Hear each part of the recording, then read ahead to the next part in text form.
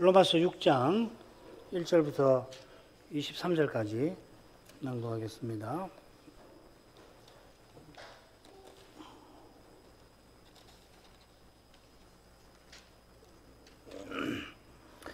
그런즉 우리가 무슨 말하리요? 은혜를 더 하게 하려고 죄에 거하겠느냐?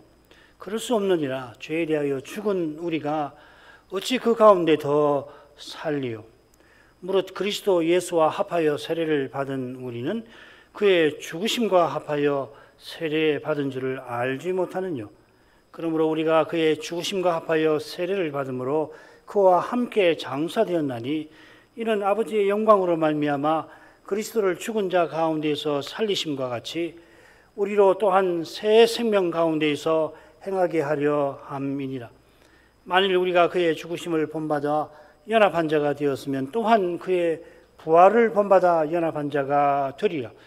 우리가 알거니와 우리 옛사람이 예수와 함께 십자가에 못 박힌 것은 죄의 몸이 멸하여 다시는 우리가 죄에게 종노릇하지 아니하려 함이니 이는 죽은 자가 죄에서 벗어나 의롭다 하심을 얻었음이니라. 만일 우리가 그리스도와 함께 죽었으면 또한 그와 함께 살 줄을 믿노니 이는 그리스도께서 죽은 자 가운데서 사셨음에 다시 죽지 아니하시고 사망이 다시 그를 주장하지 못할 줄을 알미로라.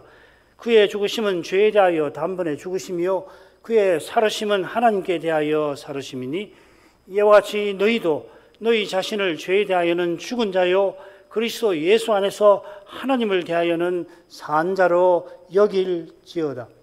그러므로 너희는 죄로 너희 죽을 몸에 왕노릇하지 못하게 하여 몸의 사욕을 순종치 말고 또한 너희 지체를 불의의 병기로 주에게 드리지 말고 오직 너희 자신을 죽은 자 가운데서 다시 산 자 같이 하나님께 드리며 너희 지체를 의의 병기로 하나님께 드리라.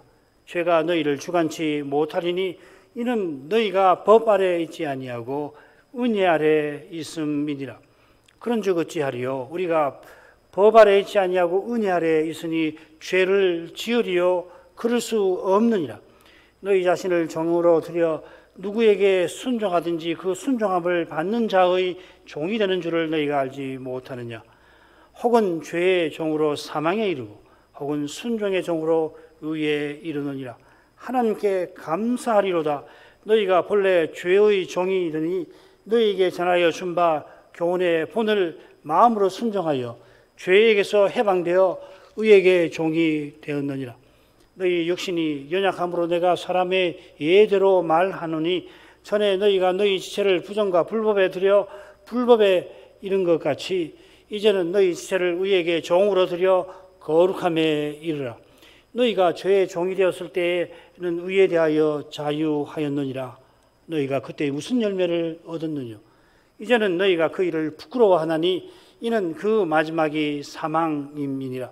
그러나 이제는 너희가 죄에게서 해방되고 하나님께 종이 되어 거룩함에 이르는 열매를 얻었으니 이 마지막은 영생이라. 죄의 삭은 사망이요 하나님의 은사는 그리스도 예수 우리 주 안에 있는 영생이니라.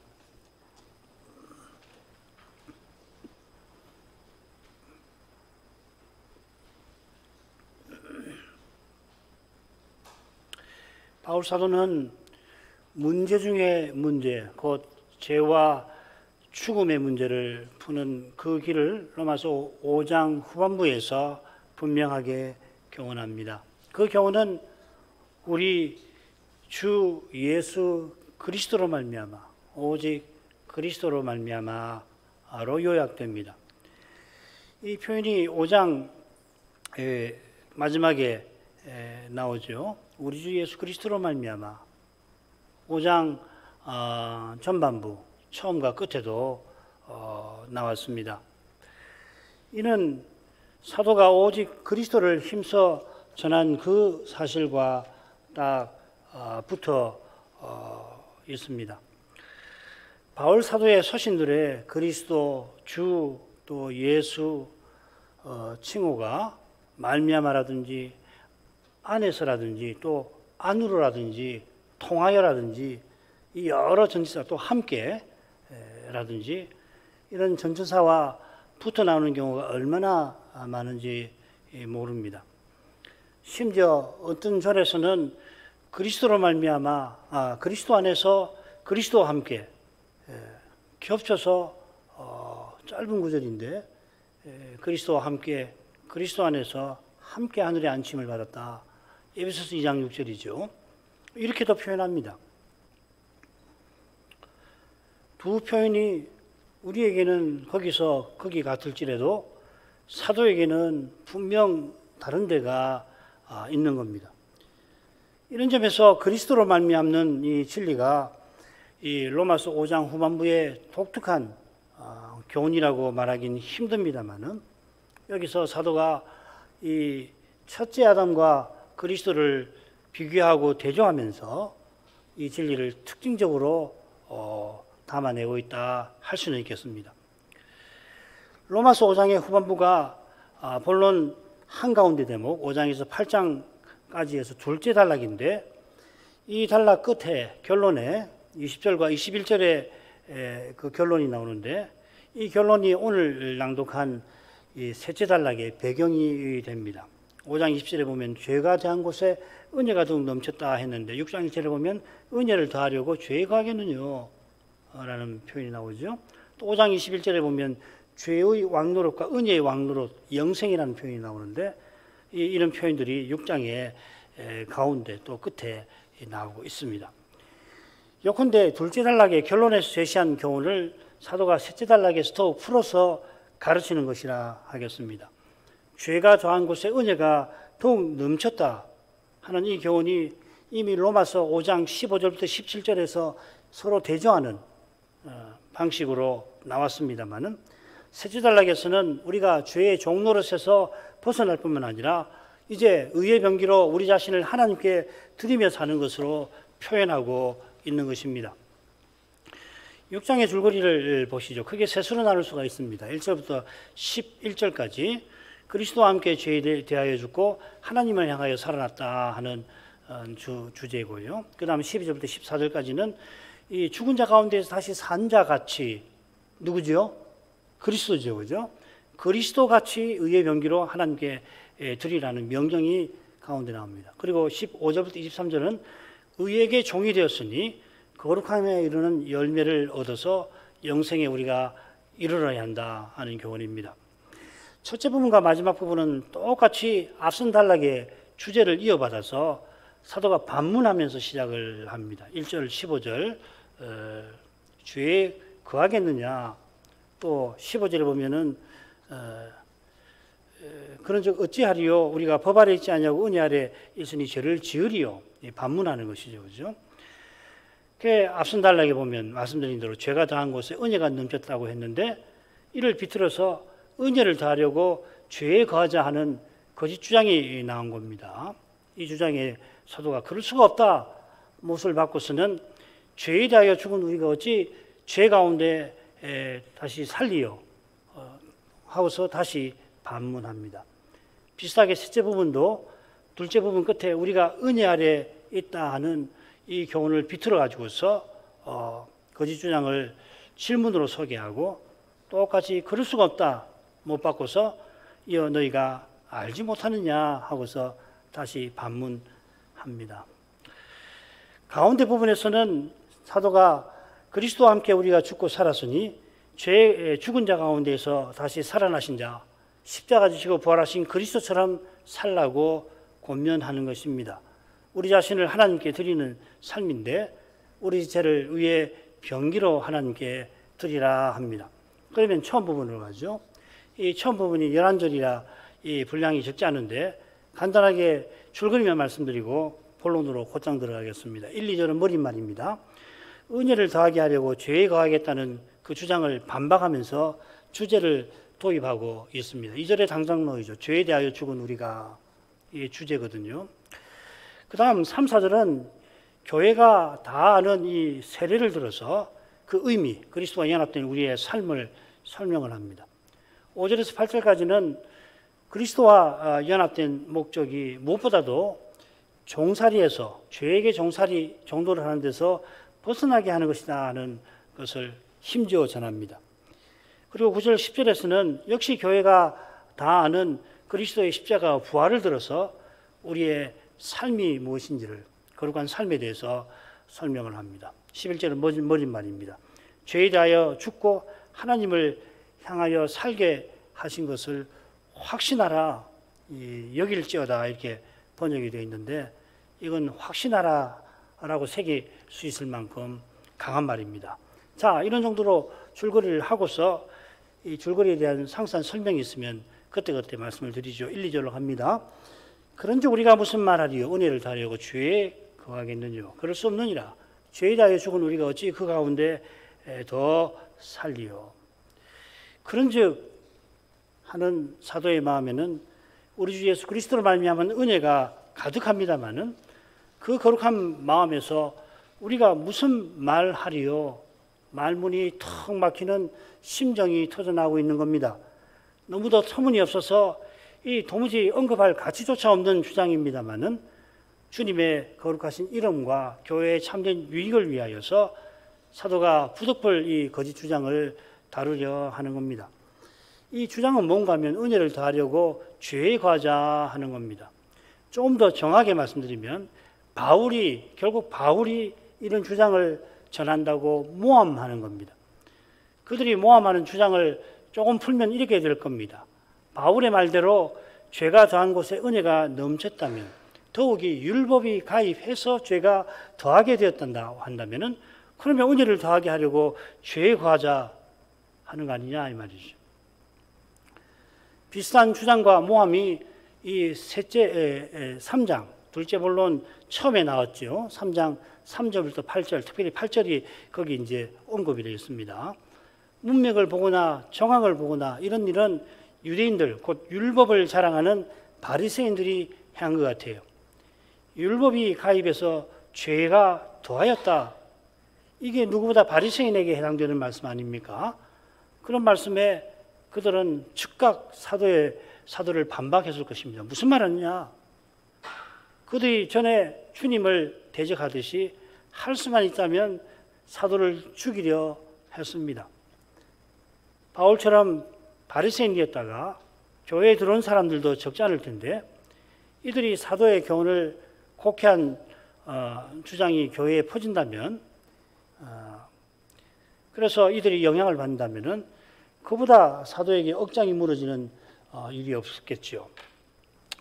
율법이 가입해서 죄가 더하였고, 죄가 더한 곳에 은혜가 넘쳤다는 것은 누구보다 바리새인이 율법의 정신인 그리스도를 죽였는데도 그리스도의 십자가로 말미암아 이방인도 구원을 얻게 하신 것입니다. 유대인만 아니라 이방인도 구원을 얻었는데, 더욱이 그 구원은 그리스도의 충만이라고 하는 것에 은혜의 넘침이 있는 것입니다. 이제 에베소서 3장에서 바울이 이 점을 특별히 강조하는 거 아니에요? 이게 비밀이다. 하나님의 비밀이다. 하나님의 비밀이 뭐냐? 그리스도의 그 충만이 이방인에게 넘치는 바로 그것이 하나님 안에 품고 계시는 비밀의 내용이다. 그렇게 말하죠. 그리스도를 죽이는 데까지 죄가 더하였음에도 불구하고 하나님께서 놀랍게도 은혜를 주실 뿐만 아니라 넘치게 하셨습니다. 바리새인이 이런 사랑을 깨달아야 함에도 불구하고 율법을 들어서 자기가 이방 죄인과 다르다고 내세우고 바울이 이런 악한 주장을 전하고 있다 모함한 것입니다. 3장 8절에서 그걸 지적했죠. 어떤 이들이 이렇게 비방하여 우리가 이런 말을 한다고 하니, 불신자라도 이런 주장을 들으면 그 정신 나간 소리 아니냐 할 것입니다만은, 놀랍게도 이런 소리가 교회사에 끊이질 않습니다. 대표적인 것이 이단의 우두머리가 자신을 메시아라 하나님이라 하는 헛소리 아닙니까?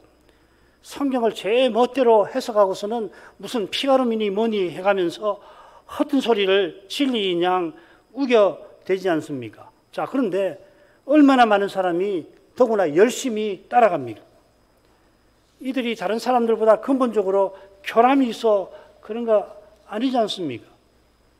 재림 직전에는 그보다 더한 헛소리에 온 세상이, 거의 모든 사람이 추종할 거라고 주님과 사도가 경고하셨습니다. 성신의 거룩한 가마가 아니면 적그리스도를 추종하지 않고 배길 수 없게 될 것입니다.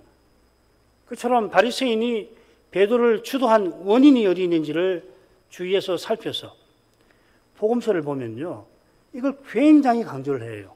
복음서, 마태복음이나 마가복음이나 요한복음도 마찬가지인데 이 점을 굉장히 강조합니다. 십자가를 이해하려면은 이 바리새인들의 이 베드로가 필연적으로 요인이 되잖아요. 주님도 바리새인들을 맹렬히 책망하시지 않습니까?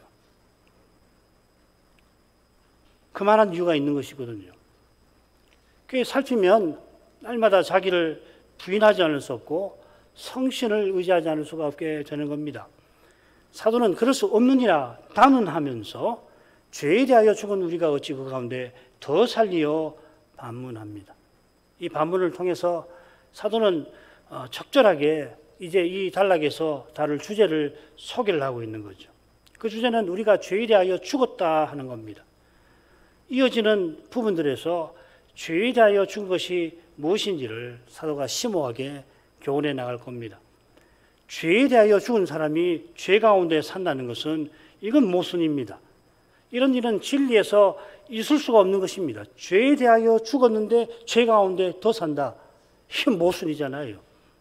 진리에서는 있을 수 없는 일인데 그런데 실제에서는 얼마든지 벌어질 수 있는 일이라 하는 겁니다. 이게 이제 죄가 얼마나 교묘한가, 강력한가 하는 것이죠. 우리가 죄에 대해 죽었지만은 이제 우리는 죄와 상관없어지는 거 아니잖아요.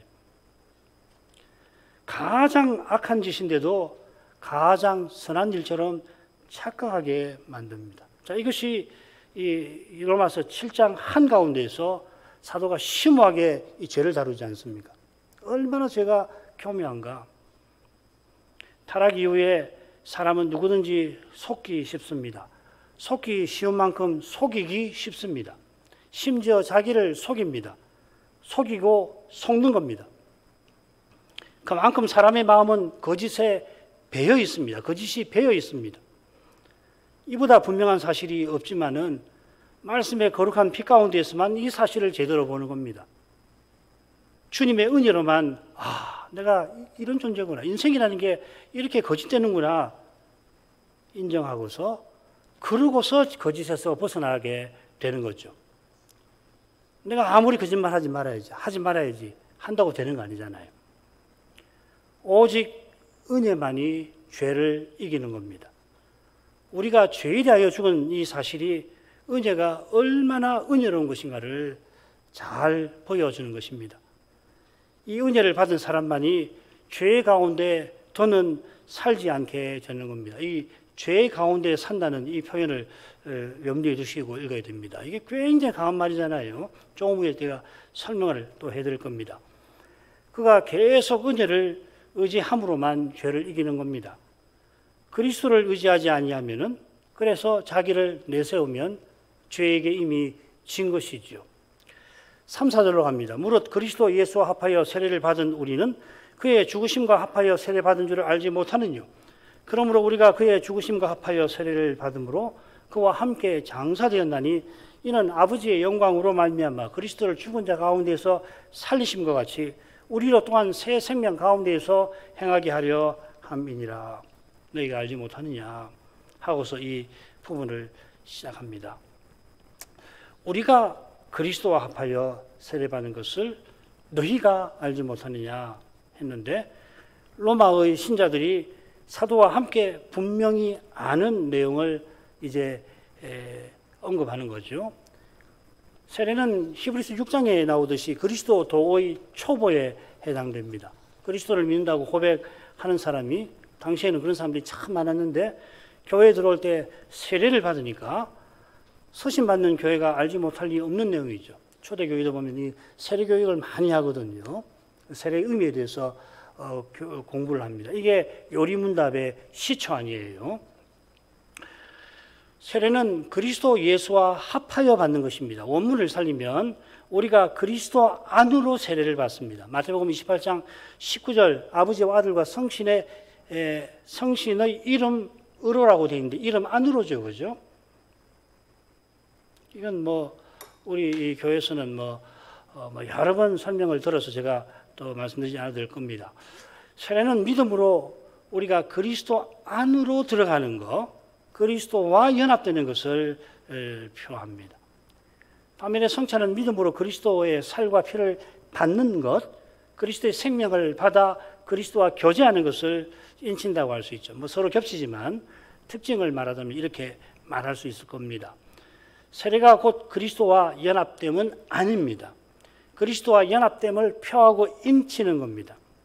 마치 세례가 그런데도 세례가 연합됨 자체인 것 마냥 표현을 하는 것이죠. 그렇죠? 이런 표현을 성례적 용어라고 하이델베르그 윤담에서는 그렇게 설명을 합니다. 말씀 외에는 세례가 그리스도와 연합을 이루는 그런 수단이라 다른 것으로는 안 되는 거죠. 그렇죠? 말씀을 제외하고서 이 그리스도 연합을 이루는 수단이 어디 있어요? 이 세례가 그것 아닙니까? 그래서 이렇게 붙여서 표현하는 겁니다. 우리 주님도 이 떡은 내 몸이라 그렇게 말씀을 하셨습니다. 요컨대 사도가 여기서 세례가 표하는 의미를 교회가 잘 알고 있고 그리고 고백하는 지식이라고 표현하는 겁니다. 사도는 다루는 주제에 적절하게 세례가 그의 죽으심과 합하는 것이라고 먼저 언급을 합니다. 우리가 결국 믿음으로 십자가에 달리신 그리스도와 연합됩니다. 갈라디아서에서는 내가 그리스도와 함께 십자가에 못 박혔나니 그런 적 이전은 내가 산 것이 아니요 하고서 그 의미를 교훈합니다. 그리스도께서 나를 대신하여서 십자가에 못 박히신 것입니다. 내가 내 죄로 말미암아 하나님의 진노와 저주와 형벌을 받아야 합니다만 예수님이 십자가에서 대신 받아주셨습니다. 세례 받아 그의 죽으심과 합한 것은 그러므로 그리스도와 함께 장사된 거라 사도는 논의를 이어갑니다. 고린도전서에서도 사도는 그리스도께서 우리 죄를 위하여 죽으시고 장사 지내신 바 되었다. 그리고 연결해서 언급합니다. 골로새서에서는 조금 다르게 너희가 세례로 그리스도와 함께 장사한 바 되고 또 죽은 자 가운데서 그를 살리신, 그래서 주님의 죽으심 장사를 이렇게 적절하게 아주 절묘하게 골로새에서 나누어서 설명을 하는 거죠. 그죠? 각각을 설명하면서 전부를 설명하는 거죠. 그리스도가 십자가에 달리시고 장사되시고 우리도 죽고 장사되고 이걸 골로새에서 표현하는데 이런 방식으로 성경 이런 방식이 참 많아요. 그래서 다 읽으면은 그 뜻이 원만하게 드러나도록 그래서 세례로 그리스도와 함께 장사한 바 되었다 하고서 이어서 죽은 자 가운데에서 그를 살리셨다. 죽음도 표현하는 거죠. 주님께서 돌아가신 후에 무덤에 묻히신 일은 십자가에 달리신 일과 더불어서 구약의 예언을 성취하는 중요한 사건입니다. 자, 그런데 말씀드린 이 세 군데 외에는 바울 사도가 주님의 장사되심을 언급하지 않습니다. 반면에 주님께서 죽으셨다 하는 것은 로마서에만 9번 나오고 그 외에도 9번 나옵니다. 죽으셨다는 이 낱말 하나만 검색해서 그렇습니다. 이 히브리 말, 그 그리스 말로 이 죽으셨다라고 하는 표현이 있거든요. 아포스네스코라고 하는 말인데 여기서 사도가 그리스도의 장사되심을 언급한 것은 십자가에서 죽으심을 분명히 하려는 것입니다. 아울러 우리가 그리스도와 함께 죽은 것을 틀림없이 우리가 죽었다 그걸 강조하려고 장사되었다고 이야기를 하는 겁니다. 이 점을 강조하는 의중은 나머지 부분에서 더 드러날 거예요. 이어 사도는 우리가 그리스도와 함께 죽어 장사된 목적을 밝힙니다. 목적은 우리가 새 생명 가운데서 행하게 하시는 것입니다. 예수님이 십자가를 지신 목적은 죄에 거하는 것이 아니라 새 생명 가운데 행하는 것입니다. 죄에 거한다 하는 표현과 정반대되는 표현이 로마서에 있는데 하나님의 인자에 거하는 것입니다. 똑같은 표현을 여기 썼습니다. 이 거한다는 표현은 매우 강한 표현입니다. 집 안에 산다는 이야기예요. 인자신 하나님 안에 거한다, 산다는 이야기입니다. 반대로 죄에 거한다는 것은 조금 후에 등장할 죄에게 종로로 사는 것을 암시합니다. 요컨대 전에 우리가 죄의 집에서 죄를 섬겼는데 이제는 새 생명 가운데 행한다 이 말이죠. 이 표현의 뜻을 생각하기에 앞서서 먼저 어떻게 해서 우리가 이렇게 새 생명 가운데 생하게 됐나 이걸 보죠. 아버지의 영광으로 말미암아 그리스도를 죽은 자 가운데에서 살리심과 같이라고 했습니다. 이것이랑 아주 비슷한 표현이 로마서 8장 11절에 나옵니다. 거기 예수를 또는 그리스도를 죽은 자 가운데에서 살리신 이의 영이 나와요. 성부께서 성신으로 십자가에 달리신 예수를 살리셨습니다. 어느 훌륭한 신학자는 이 하나님의 영광이 성신을 가리킨다고 박사 논문에서 여러 근거 구절을 가지고서 아주 설명을 잘 합니다만은 그 설명을 받아들이는 게 좋습니다. 그런데 왜 아버지의 영광이라고 표현했나? 성신하고 영광이 밀접하게 영광의 신이시니까 연관이 되지만 여기서 왜 아버지의 영이라고 붙였는가를 살피만 하죠. 이는 그리스도께서 아들로서 순종하신 것을 아버지께서 기쁘게 받으신 것을 가리킬 겁니다. 그래서 성부께서 그리스도를 살려주는 성신으로 성신을 그리스도의 영, 양자의 영으로 주시는 것입니다. 이게 지금 아버지와 관련된 개념이죠. 그죠? 바로 여기에 바울 사도가 부활에 관해서 전하는 심오한 교훈이 여기에 있습니다. 그리스도를 살려주는 성신이 되게 하시고 성신을 그리스도의 영, 양자의 영으로 우리 안에 내주하게 하셨다 하는 겁니다. 이 교훈은 우리가 기회가 닿는 대로 앞으로도 계속 살피겠습니다. 요컨대 아버지의 영광으로 말미암아 그리스도를 살리신 목적은 우리도 양자의 영으로 말미암아 그리스도처럼 살게 하신 것이다. 요약해서 말씀을 드릴 수 있습니다. 바로 여기에 새 생명의 의미도 있겠습니다. 바울은 실은 뭐라고 하냐면 생명의 새로운 것 가운데에서 행하게 한다 이렇게 되어 있습니다. 그냥 새 생명이 아니라 형용사를 쓴 게 아니라 생명의 새롬이라고 했습니다. 이 새롬이라는 게 7장 6절에도 나와요. 여기는 의문의 이 특정한 역할을 하는 율법을 의문이라고 하잖아요. 사람을 정죄하는 율법의 묵은 것과 옛 것과 성신의 새로운 것을 대조해서 설명을 하는 겁니다. 바울이 말하는 이 새로움의 의미를 알기 위해서 이 바울의 서신에서 이 새로운이라고 하는 그 용어를 새로움이라는 데는 이 의문 두 번밖에 안 썼으니까 살필만 합니다. 예를 들면 새로운 피조물이라든지 새로운 사람, 새 사람이라든지 새 언약 이 세 군데 이 새로운 운이라는 형용사가 쓰였습니다. 그러니까 이 새로움이라고 하는 것은 그리스도로 충만한 사회와 세계, 교회와 하나님 나라를 가리키는 거죠. 그처럼 생명의 새로움은 주님이 부활로 얻으신 그 생명이 하나의 새로운 사람을 이루고 그리스도의 세계를 세우는 것을 가리키는 용어입니다. 주님께서 이 생명을 믿는 우리에게 주셔서 우리가 주님을 드러내고 주님이 주신 생명이니 그걸 드러내면 주님이 드러나는 거 아닙니까? 그리고 주님의 일을 이루라 하십니다. 바로 여기에 진정한 새로움이 있습니다. 그리스도가 새로움이십니다. 그리스도를 드러내면 무엇이든지 누구든지 새롭습니다. 사람을 대할 때 그에게서 그리스도 인격이 나오면 그 사람은 틀림없이 새로운 사람이에요. 말은 아주 평범한 말을 쓰고 학식에 따라서 사람 쓰는 말이 다 다르지만은 그냥 말을 들으면 평범하고 사람을 대할 때 보면은 그야말로 겸손해 보이고 하는데 아주 새롭거든요. 어제의 말. 또 새로 만나서 이야기하면 또 새로운 것이 있고 또 새로운 것이 있고 그런 거거든요. 누구든지 그리스도 안에 있으면 새로운 피조물이라. 그리스도 아닌 모든 것은 이미 있던 것이고 앞으로도 세상 끝까지 있을 것입니다. 이 전도서의 핵심 아닙니까?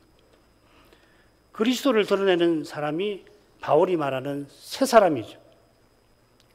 심지어 바울은 우리가 함께 그리스도 안에서 하나의 새로운 사람이라 이런 충격적인 교훈을 하고 있습니다. 우리 각각이 새 사람이라고 하지만은 우리가 함께 하나의 사람을 이룬다. 우리가 각자 성신으로 행하는데 그리스도 안에서 하나의 사람처럼 행하게 하시는 겁니다. 이 신비죠. 이건 믿음이 아니고는 알 수도 없고 할 수도 없고 알 수도 없는 거예요. 하나의 사람처럼이 아니라 하나의 사람으로 행하게 하시는 겁니다. 이게 신비거든요. 장차는 이 신비를 우리가 영원히 맛볼 텐데 여기서도 믿음으로 맛보라 하시는 거거든요. 교회의 성편은 여기 달려 있는 겁니다. 사실은 신자의 삶도 마찬가지고 우리의 기쁨, 만족 모든 것이 여기 있는 거잖아요. 여기 없으면 사실은 빤하잖아요. 그러니까 종교생활하는 거예요. 자기 욕구 채우고 자기 이익을 어떻게든지 얻으려고 하고. 그 다음 가지요. 만일 우리가 그와 그의 죽으심을 본받아 연합한 자가 되었으면 또한 그의 부활을 본받아 연합한 자가 되리라. 우리가 알거니와 우리 옛사람이 예수와 함께 십자가에 못 박힌 것은 죄의 몸이 멸하여 다시는 우리가 죄에게 종로로 사지 아니하려 함이니 이는 죽은 자가 죄에서 벗어나 의롭다 하심을 얻었음이니라. 만일 우리가 그리스도와 함께 죽었으면 또한 그와 함께 살 줄을 믿노니. 5절 8절 보시면 만일 의문문이 나오죠. 똑같이 A라는 말인데 그리고서 그 내용이 사실상 같습니다. 비슷합니다. 그리스도의 죽으심과 연합한 자가 되면은 그의 부활을 본받아 연합한 자가 될 거다. 그리스도와 함께 죽었으면 그리스도와 함께 살 거다. 같으죠. 한가운데서는 바울 사도가 힘써 전하려고 하는 주제가 나오고 있습니다. 우리가 그리스도와 함께 죽은 목적은 죄에게 종로로 사지 아니하는 것. 죄의 집에 거하여 살던 우리가 거기서 종로를 하는 데서 벗어났다는 것이죠. 자, 앞선 부분에서 사도가 그리스도의 죽으심과 연합함을 힘주어 설명했는데 이제 여기서는 그리스도의 살으심과 연합한 것을 언급하게 하고 있습니다. 언급하는데 5절은 미묘하게 언급을 하고 있습니다. 그의 죽으심을 본받아 그의 부활을 본받아 연합한다 했습니다. 이것은 우리의 죽음과 부활이 그리스도의 죽으심과 부활과 딱 붙어 있지만은 똑같이는 않음을 강조하는 겁니다. 이 본받아라고 새긴 낱말이 8장 3절에 나와요. 거기는 모양으로 이렇게 되어 있습니다. 죄 있는 육신의 모양으로라고 번역이 되어 있습니다. 여기서는 본받아라고 번역을 했고요. 이 명사와 형용사가 붙어 있습니다. 전치사와 명사가 붙어 있는 겁니다. 이 모양이란 말 앞에 전치사가 있습니다. 모양으로라는 말인데 여기 이 성육신의 신비가 여기 있죠. 죄 없으신 주님께서 죄 덩어리인 우리와 하나 되어 주시려고 모든 일을 하셨다는 겁니다. 비슷하게 주님께서 우리를 위하여 죽으시고 부활하신 덕분에 우리가 죽고 부활합니다마는 우리가 주님과 똑같이 십자가에 죽은 것이 아니듯이 우리 중에 누가 그런 사람이 있습니까? 우리 십자가에 죽었으면 이렇게 살 수 없잖아요. 부활 후에 우리가 각자 그리스도와 같아지더라도 그리스도가 되는 것은 아닙니다. 우리가 머리가 되는 건 아니죠. 우리가 함께 그리스도를 온전히 드러내지만 그때도 그분의 몸으로 존재하는 겁니다. 장차도 성신이 그리스도의 영으로 우리 안에 내주하실 텐데 그리스도께서 부활 때 이 성신과 하나 되신 것과는 분명히 다르고 장차도 다를 겁니다. 자, 사도는 그리스도의 부활을 본받아 그분과 연합한 자가 될 거다 했고 8절에도 그와 함께 살 것이라고 했습니다. 장차 그리스도와 같이 부활에 이른다, 육신의 부활에 이른다 이 말이죠. 이 점과 붙여서 이어나오는 내용을 살피도록 하십시다. 이 내용은 우리가 아는 건데 이 내용이 우리가 장차 부활에 이를 이유가 된다 하는 겁니다. 왜 우리가 장차 부활에 이를 것인가? 그 이유가 뭔가 여기 6절, 7절에 나온다는 말입니다. 우리가 그리스도와 함께 죽었으니 장차 그분과 함께 살 것인데 그 증거가 지금 여기서 우리가 죄의 종살이를 아니하는 그것이라는 겁니다. 이 사실이 죄로 죽은 우리가 이미 다시 살아났다 하는 증거가 된다는 거죠. 이미 우리가 원칙적으로 부활에 이른 거죠. 장차는 육신의 부활에 이르는 거고 부활의 생명을 받아가지고 있는 거죠. 요컨대 우리가 생명의 새로움 가운데 행하는 이것이 장차 부활할 증거라 하는 겁니다. 지금 여기서 참으로 예배하는 사람은 장차 영원히 하나님을 예배하는 것과 같은 것이죠. 우리가 아는 내용은 우리 옛사람이 예수와 함께 십자가에 못 박힌 그것입니다. 옛사람은 그리스도 밖에 있는 사람을 가리킵니다. 사도가 여기서 우리 옛사람들이라고 하지 않고 그냥 우리 옛사람 단수를 이야기합니다. 굉장히 중요한 점입니다. 이 사람이 바로 죄에게 종로로 타는 그 사람입니다. 옛사람이 죄에게 종노릇 하는 것을 잘 보여주는 것이 뭐냐면 죄의 몸입니다. 죄의 몸은 누구의 몸이냐면 옛사람의 몸이에요. 죄라고 하는 무엇에 죄의 몸이 아니라 옛사람의 몸을 죄의 몸이라고 한다는 겁니다. 무슨 말인지 아시겠죠? 그죠? 죄의 몸 하니까 죄가 가지고 있는 몸인가 보다. 이렇게 이제 생각을 할 수 있는데 옛사람의 몸을 이 죄의 몸이라고, 죄의 덩어리라는 말입니다. 말하자면.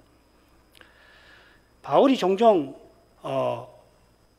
겉으로 드러난 사람을, 겉으로 드러났으니까 전인이죠. 우리 전부죠. 그죠? 우리 전부가 다른 사람에게 외부로 드러날 때 우리를 몸이라고 부릅니다. 로마서 12장 1절에 보면 이제 우리가 우리 몸을 산 제사로 드리라 그렇게 교훈하지 않습니까? 산 제사로 드리려면은 당연히 마음과 목숨과 뜻을 쏟아야 하는 거죠. 몸뚱아리를 어떻게 드립니까? 우리가 번제처럼 우리 손을 잘라 드릴 겁니까? 우리를 불의에 던져서 할 겁니까? 우리 생각은 없이 몸을 어떻게 너 이 일을 하라고 그러니까 생각도 없이 예 하겠습니다 하고 그냥 그 일을 마구 하는 것을 가리키는 결코 아니잖아요. 주님께서 뭘 하라고 그러면 그런 일이구나. 이게 얼마나 중요하구나. 주님의 은혜를 내가 의지해서 내 모든 거 주님이 기뻐하시는 것이 내 전부 내 시간 내 마음을 다 쏟아서 일을 행해야 되겠구나 하고서 드리는 게 산제사니에요. 그걸 몸이라고 표현했습니다. 산제물로 드리라고 한 우리 몸은 겉으로 드러난 우리 자신인 겁니다. 비슷하게 죄의 몸은 죄를 드러내는 사람, 죄만 드러내는 사람을 가리키는 겁니다. 주님이 보실 때 죄만 드러나는 거예요. 이 몸은 그 지체를 부정과 불법에 들여 불법에 이르는 사람, 말하자면 죄에게 종노릇하는 사람을 죄의 몸이다. 어떤 사람은 죄의 덩어리라고 번역하기도 하고 설명하기도 합니다. 이제 그리스도를 믿는 사람은 옛사람이 십자가에 못 박혀 죽은 것처럼 죄의 몸도 멸하였습니다. 마귀가 신자를 만지지도 못하게 하시는 것처럼 신자를 제 손아귀에 넣고서 주무르지 못하는 거 아니에요. 손대지 못하게 한다는 말은 마귀가 믿지 않는 사람을 손아귀에 딱 넣고서 마음대로 주무르는 것을 가리키는데 그렇게 못하는 것처럼 이제 죄가 종부리듯 신자를 그렇게 부리지 못합니다. 이런 점에서 요한 사도는 하나님께로서 난 자마다 범죄치 아니한다 선언을 합니다. 요한 1서 5장 18절이죠. 여기 범죄치 아니한다 할 때 그 죄는 특별히 뭘 말하냐면 바로 앞에 16, 17절에서 다루는 사망에 이르는 죄를 우리는 범치 아니한다 하는 겁니다. 신자도 죄 짓죠, 그죠? 그러나 배도의 죄를 짓지 않는다는 이야기예요. 믿음 외에도 우리는 죄 짓습니다. 그게 로마서 7장 후반부에서 바울 사도가 심하게 전하고 있잖아요. 내 속에 거하는 죄를 바울이 고백해요. 내 속에 죄가 거한다. 그래서 내가 그 죄에게 포로가 된 것을 탄식을 하지 않습니까? 이 사실에 죽음의 고통을 맛보면서 이 사망의 몸이라고 표현하죠. 거기서는 사망의 몸. 자기가 얼마나 죽음의 고통을 느끼는지를 사망의 몸이라는 말로 표현을 하고 있습니다. 그런데 사도의 마음에 감사가 일어나요. 지금 로마서 7장 24절 말씀을 드렸는데 25절에 바로 그리스도 안에서 하나님께 감사하리라. 그 이유가 8장 1절 아니에요? 그런즉 그리스도 예수 안에 있는 자에게는 결코 정죄함이 없나니. 그리스도 안에서 정죄함이 없다는 말은 실제로 우리가 배도의 죄를 짓지 아니한다는 것과 거의 비슷합니다. 배도의 죄를 지으면 멸망하는 거 아니에요? 우리가 그런 법 없는 거잖아요. 또한 다시는 우리가 죄에게 종노릇하지 아니하는 겁니다. 죄의 포로는 될지언정 로마서 7장 후반부 이야기입니다. 7장 14절 또 7장 24절에 가면 비슷하겠죠. 죄에 팔려서 포로는 될지언정 종노릇은 하지 않는 거예요. 다시는 하지 않는 거예요. 이걸 확신해야 되는 겁니다. 우리가 연약해 죄를 질 때에도 이거 내가 안 믿는 사람 아닌가 그런 생각이 들 때가 있죠. 그죠? 아침에 죄를 짓고 회개하고 오후에 또 짓고 또 펑펑 울면서 하나님 용서해 주십시오. 그리고 그 다음날 또 하고 있고 말이죠. 그런 일이 반복되면 견딜 수가 없어요. 정말 내가 믿는 사람인가? 그런 생각이 날 수가 있는데 예수 그리스도를 믿는 사람은 다시는 죄에게 종노릇 하지 않게 해주시는 겁니다. 그를 아무도 주님의 손에서 빼앗을 자 없게 하시는 거거든요. 이게 오직 믿음으로 의롭다 하심의 핵심 내용이기도 하고요. 7절은 이 사실을 죽은 자가 죄에서 벗어나 의롭다 하심을 얻었다라고 설명을 합니다. 죽은 자는 옛사람이 죽은 신자겠지요. 죄에 대하여 죽은 까닭에 죄의 지배에서 죄가 지배하는 그 집에서 벗어나는 거라 이 말이죠. 아담으로 말미암아 죄가 세상에 들어와서 모든 사람 위에 왕노릇 했는데 이 강력한 왕국에서 신자는 해방되었습니다. 의롭다 하심을 얻었다고 번역을 했는데요. 해방되었다는 뜻입니다. 여기서는. 하나님께서 우리를 흑암의 권세에서 건져내사 그의 사랑의 아들의 나라로 옮기셨습니다. 이 아들의 나라가 유일하게 죄의 왕국보다 강력한 왕국입니다. 유일하게 강력할 뿐만 아니라 절대적으로 강력합니다. 이 나라의 왕께서는 우리에게 영원한 생명을 주셔서 아무도 우리를 자기 손에서 빼앗을 자 없게 하십니다. 절대적으로 강력합니다. 우리가 그리스도와 함께 죽어서 죄에게 종노릇 하지 아니하게 됐는데 이건 전부가 아니에요. 출발 절반이라고 할 수 있습니다. 우리가 또한 그와 함께 살 것입니다. 장차 영원히 살 뿐만 아니라 이미 그렇게 삽니다. 에베소서에서 이 진리의 신비함을 환히 드러냈습니다마는 8장에 가서도 그렇죠. 8장 후반부에 가서도 8장 전체가 그런데 8장에서 우리가 성신으로 이미 그리스도를 드러내며 산다 하는 것을 상세하게 교훈하고 있습니다. 우리가 그리스도 안에서 절대 배도하지 아니할 뿐만 아니라 그리스도와 함께 배도를 이기는 것입니다. 그리스도께서 우리와 함께 하셔서 이 위대한 일을 이루실 겁니다. 바로 이 사실 덕분에 우리가 장차 주와 함께 영원토록 살게 될 것입니다. 기도하겠습니다.